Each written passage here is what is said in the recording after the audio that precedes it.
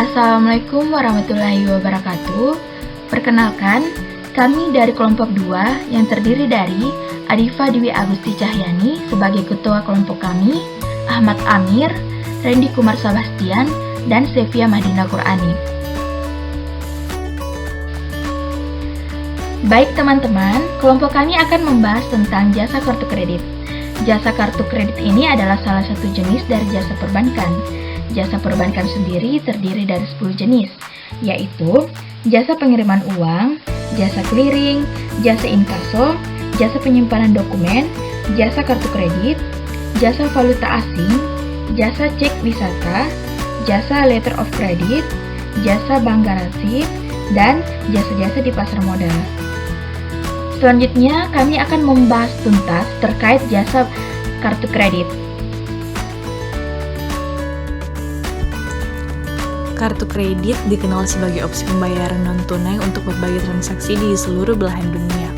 Secara umum, kartu kredit merupakan alat pembayaran non-tunai yang digemari karena memiliki fungsi yang sangat praktis sebagai pengganti uang tunai, serta bisa digunakan untuk transaksi dimanapun kita berada. Dengan berkembangnya kebiasaan masyarakat akan belanja online dan transaksi cashless, hal ini menyebabkan kartu kredit semakin diminati dan metode pembayaran dengan kartu kredit bertumbuh sangat pesat. Berikut ini ditampilkan contoh bentuk kartu kredit dari beberapa bank yang ada di Indonesia.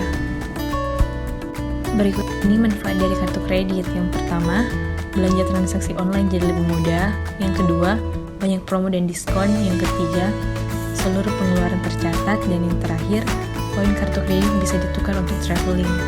Seperti yang telah kita ketahui, kartu kredit ialah kartu plastik yang diterbitkan oleh issuer atau penerbit dan digunakan oleh cardholder atau pemilik kartu yang berfungsi sebagai alat pembayaran uang tunai.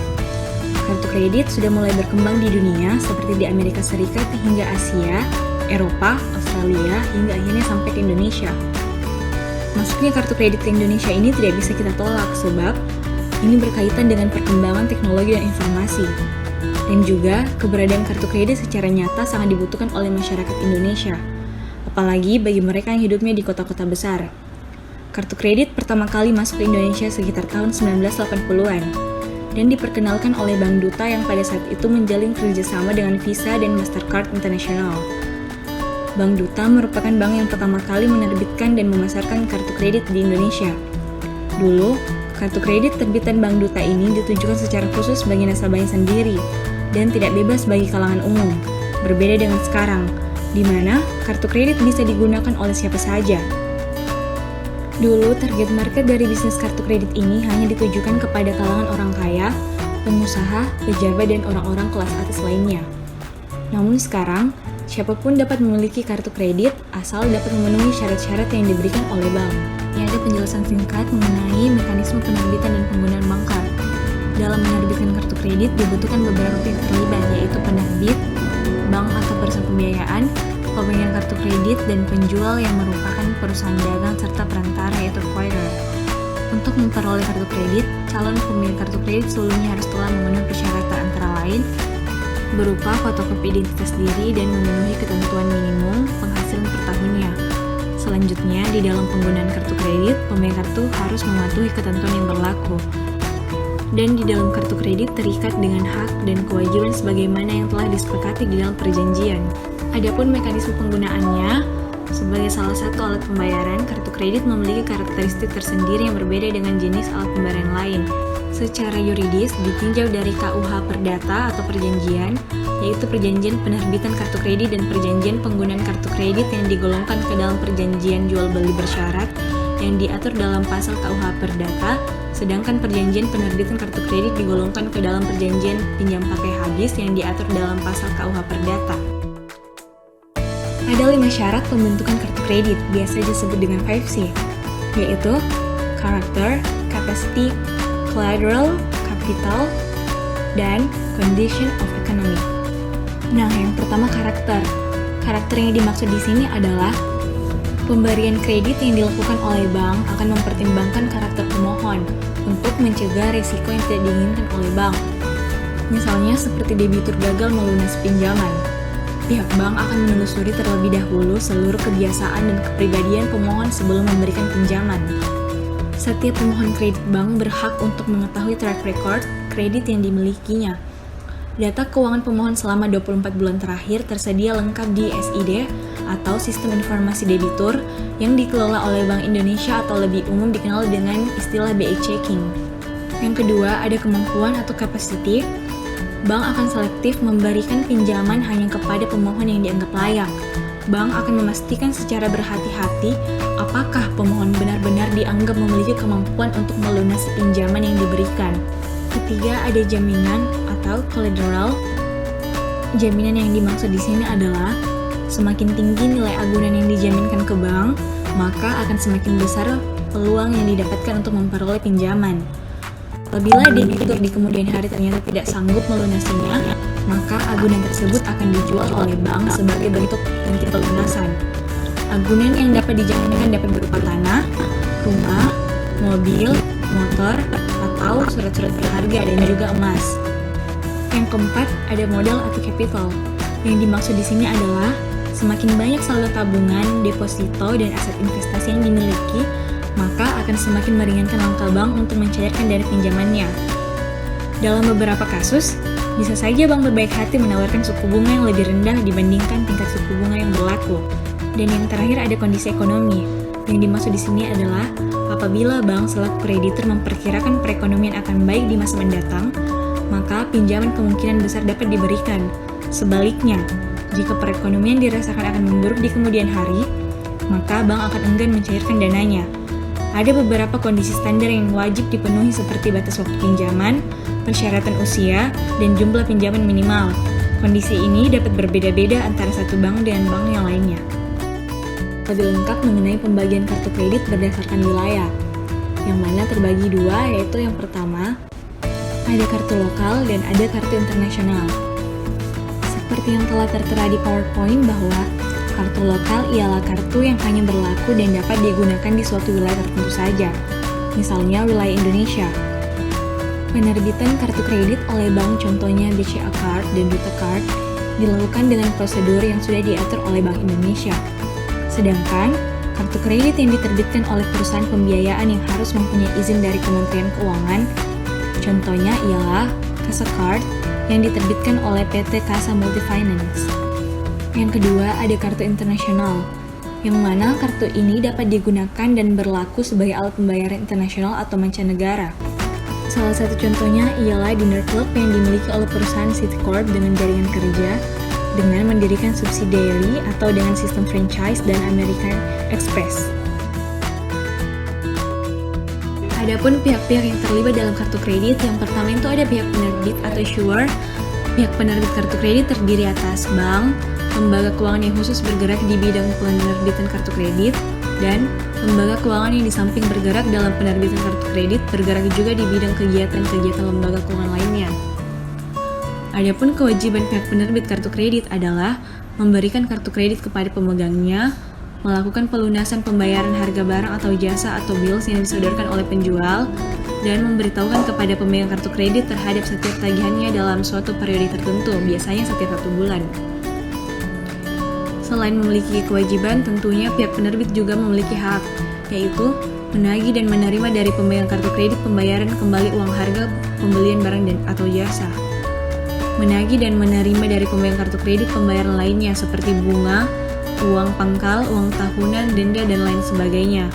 Dan yang terakhir, menerima komisi dari pembayaran tagihan kepada perantara penagihan atau kepada penjual.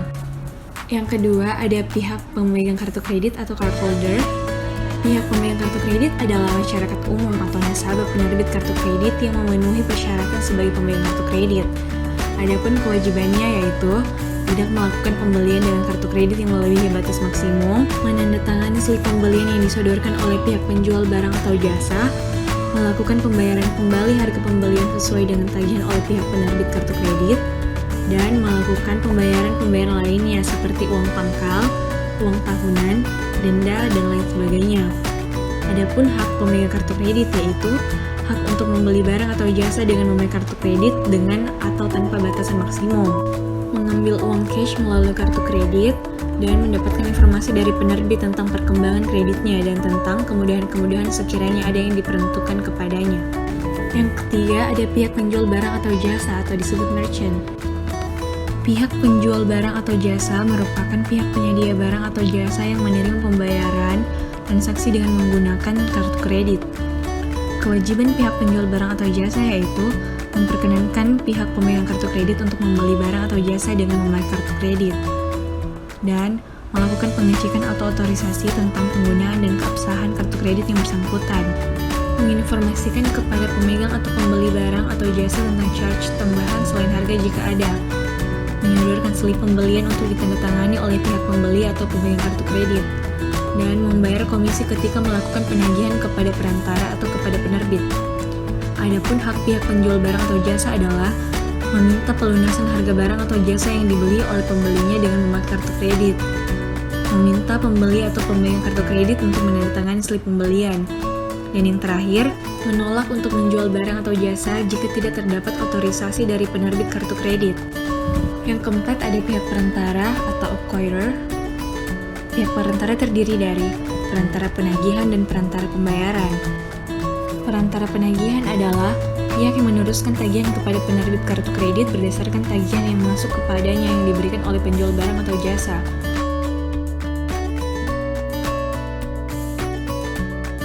Ada beberapa keuntungan bagi pemegang kartu atau cardholder. Yang pertama, lebih aman dan praktis karena tidak perlu membawa uang tunai. Yang kedua, leluasa karena kartu plastik, khususnya kartu kredit, dapat diterima sebagai alat pembayaran di seluruh dunia. Yang ketiga, sistem pembayaran yang lebih fleksibel. Dan yang keempat, ada program merchandising, yaitu kesempatan membeli barang-barang dengan mengangsur tanpa bunga. Yang kelima, ada purchase protection plan, yaitu asuransi perlindungan pembelian barang yang diberikan secara otomatis. Dan masih banyak lagi berbagai fasilitas menarik.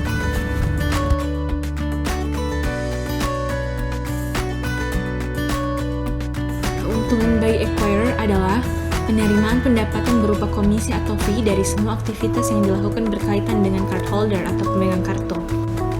Sedangkan bagi penerbit, keuntungannya adalah iuran tahunan yang dikenakan kepada setiap pemegang kartu, bunga yang dikenakan pada saat berbelanja, biaya administrasi yaitu biaya yang dibebankan kepada setiap pemegang kartu yang akan menarik uang tunai di ATM, dan biaya denda terhadap keterlambatan pembayaran di samping bunga.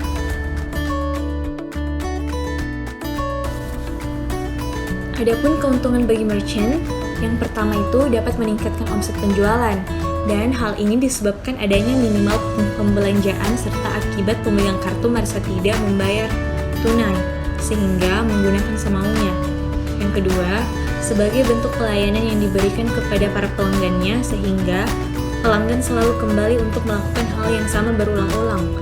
Yang ketiga, keamanan lebih terjamin karena merchant tidak menyimpan uang tunai. Dan yang terakhir, mengurangi beban dan menyederhanakan pembukuan. Setelah menyebutkan beberapa keuntungan dari pihak-pihak yang terlibat dalam kartu kredit, tentu ada pula dampak negatif atau kerugian yang ditimbulkan. Bagi bank dan lembaga pembiayaan, kerugiannya ialah jika terjadi kemacetan pembayaran oleh nasabah yang berbelanja atau mengambil uang tunai, akan sulit untuk ditagih mengingat persetujuan penerbitan kartu kredit biasanya tanpa jaminan benda-benda berharga sebagaimana layaknya kredit. Dan kerugiannya bagi nasabah atau pemegang kartu ialah biasanya nasabah agak boros dalam berbelanja.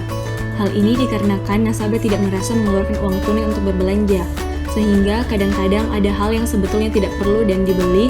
Juga kemudian kerugian nasabah disebabkan karena sebagian merchant membebankan biaya tambahan untuk setiap kali melakukan transaksi. Kerugian lainnya adalah adanya limit yang diberikan terkadang terlalu kecil. Dasar hukum kartu kredit tertuang dalam Keputusan Presiden Nomor 61 Tahun 1988, Pasal 1 Angka 7, dan Keputusan Menteri Keuangan Nomor 1251 Tahun 1988 Pasal 1 huruf N, yang bunyinya ialah perusahaan kartu kredit ialah badan usaha yang melakukan usaha pembiayaan untuk membeli barang dan jasa dengan menggunakan kartu kredit. Keberadaan kartu kredit diatur dalam berbagai peraturan perundang-undangan, baik yang bersifat perdata maupun bersifat publik. Perjanjian merupakan sumber hukum utama kartu kredit dari segi publik.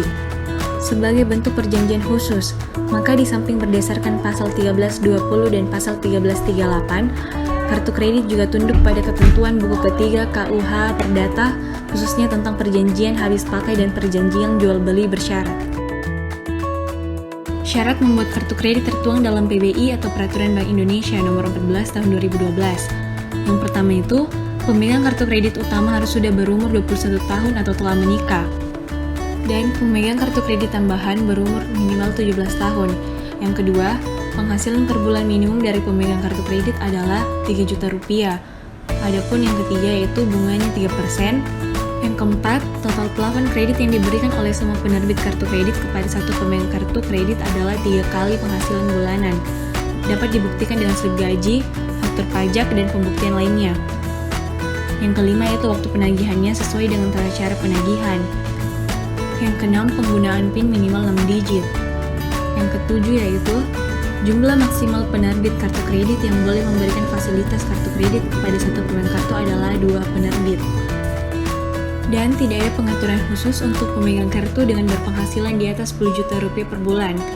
Pengaturan tersebut dikembalikan kepada penerbit kartu untuk disesuaikan dengan risk appetite masing-masing.